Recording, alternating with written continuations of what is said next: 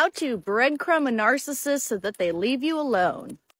Narcissists usually breadcrumb their victims, but if you reverse it and use it on them in the early stages of dating, it can be very effective. This technique will probably not work on somebody that you are already married to, living with, or have to co-parent with.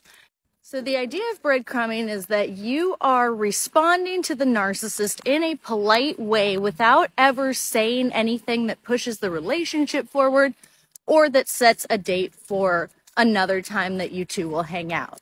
Essentially, you have now become so busy that you will not have time to go on another date with this narcissist ever.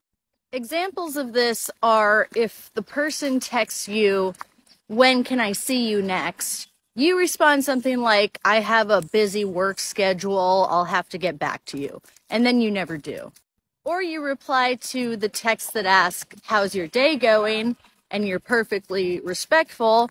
But then when they say, "Would you like to go on another date?"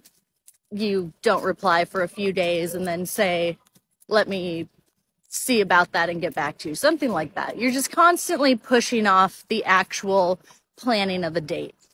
Now, I would never advocate for this because it is cruel to do to a person who's just nice. You should be straightforward with them.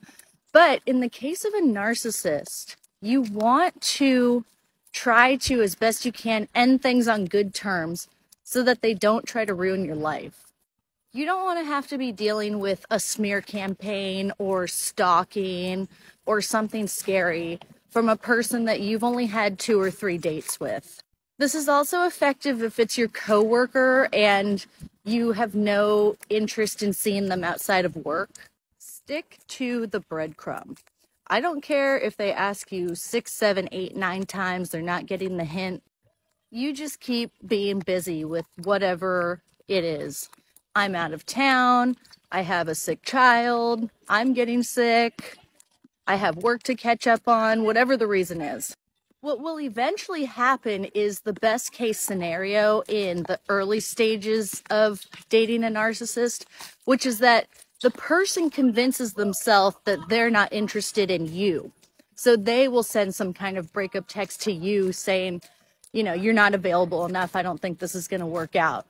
That way, the narcissist isn't going into a rage over you. They feel like it was their idea and you can both just move on.